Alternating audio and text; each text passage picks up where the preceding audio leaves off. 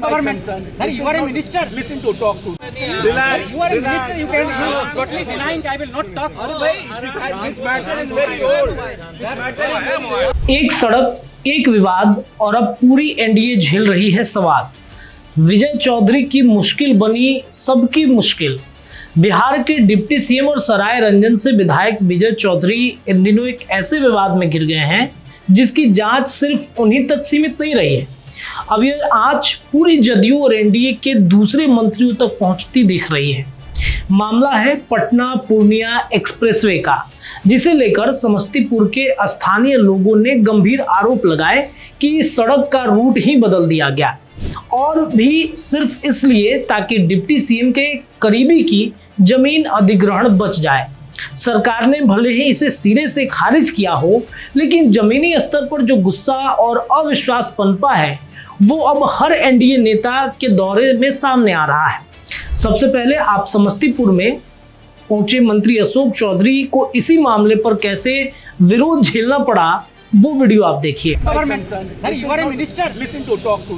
Relax. You are a minister. You can totally denying. I will not talk. This matter is very old. This matter is very old. और अब समझते हैं पूरा विवाद क्या है और कैसे एक विधायक की मुश्किल अब पूरी पार्टी की सिरदर्द बनती चली जा रही है। तो बात शुरू होती है एक अंग्रेजी अखबार की रिपोर्ट से, जिसमें समस्तीपुर के स्थानीय लोगों के हवाले से दावा किया गया कि सरायरंजन इलाके में पटना पूर्णिया एक्सप्रेसवे तय रूट में बदलाव कर दिया गया है। आरोप था कि वो बदलाव खुद डिप्टी सीएम विजय चौधरी के दबाव में हुआ है ताकि उनके करीबी की जमीन को जमीन अधिग्रहण की जद से बाहर रखा जा सके। यह खबर सामने आते ही बिहार के सियासत में हलचल मच गई। खुद विजय चौधरी को सामने आकर सफाई देनी पड़ी। उन्होंने कहा कि यह दावा पूरी तरीके से आधारहीन है और भ्रामक है, और उनके पास खुद एनएचआई यानी राष्ट्रीय राजमार्ग प्राधिकरण का स्पष्टीकरण मौजूद है। उन्होंने मीडिया के सामने कहा कि जो सड़क बन रही है वो पटना पूर्णिया एक्सप्रेसवे, उस पर एक स्थानीय अंग्रेजी दैनिक में समाचार छपा था कि उसके मार्ग को परिवर्तित कर दिया गया है। एनएचआई ने इस संबंध में अपना क्लेरिफिकेशन जारी कर दिया, जिसकी कॉपी उनके पास है, यानी ये विजय चौधरी दावा कर रहे हैं।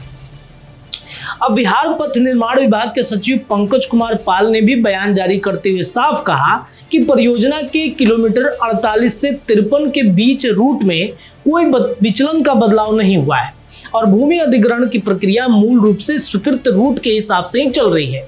अधिकारियों के मुताबिक इस एक्सप्रेसवे का रूट सामाजिक आर्थिक कारकों, तकनीकी व्यवहार्यता और भारतीय सड़क कांग्रेस के मानकों के आधार पर तय हुआ है और इसे सड़क परिवहन मंत्रालय व एनएचआई के प्राधिकारी वाली एक उच्च स्तरीय समिति ने मंजूरी दी है। यह एक्सप्रेसवे आगे चलकर पटना को अररिया, किशनगंज, कटिहार और पूर्णिया जैसे जिलों से जोड़ेगा, लेकिन सरकार की सफाई के बावजूद आम जनता के बीच शक पूरी तरह दूर नहीं हुआ।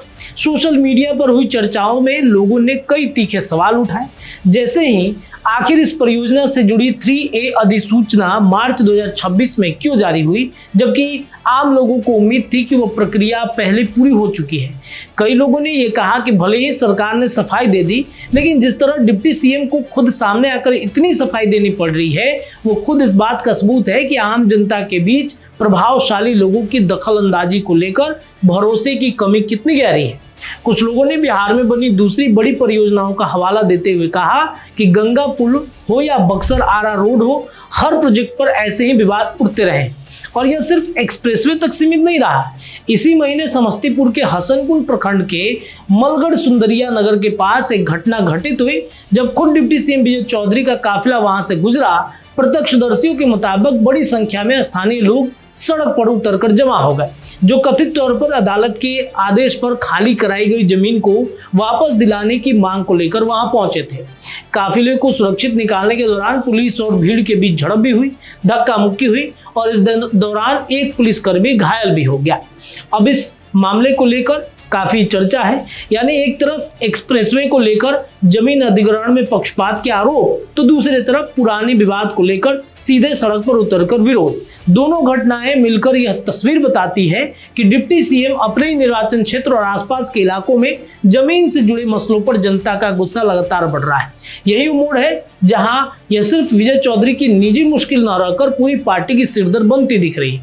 जब भी कोई और वरिष्ठ जदयू या एनडीए नेता समस्तीपुर आसपास के इलाकों का दौरा करता है तो स्थानीय लोग इसी एक्सप्रेसवे और जमीन अधिग्रहण से जुड़े सवाल बार बार उठाते हैं। ये कोई अकेला विवाद नहीं है, बल्कि ये पैटर्न बता रहा है कि जमीनी स्तर पर भरोसे की जो कमी है उनका सामना अब पूरी पार्टी के नेताओं को करना पड़ रहा है, चाहे वो विवाद सीधे उससे जुड़ा हो या ना हो। राजनीतिक हलकों में यह चर्चा है कि आने वाले दिनों में जब भी कोई एनडीए का मंत्री इस इलाके का दौरा करेगा तो उन्हें भी इस सवालों का सामना करना पड़ सकता है। हालांकि आम आदमी की जमीन और प्रभावशाली लोगों की जमीन के बीच यह मतभेद कब खत्म होगा, यह स्थिति दिखाती है कि एक स्थानीय विवाद किस तरह पूरी पार्टी की छवि पर असर डाल सकता है, खासकर तब जब जनता के भरोसे की कमी पहले से बनी हो। तो कुल मिलाकर तस्वीर साफ है। सरकार ने भले ही कागजी तौर पर सारे आरोप को खारिज कर दिया हो, एनएचआई और पथ निर्माण विभाग दोनों ने सफाई दे दी, लेकिन जमीन पर सवाल थमे नहीं है।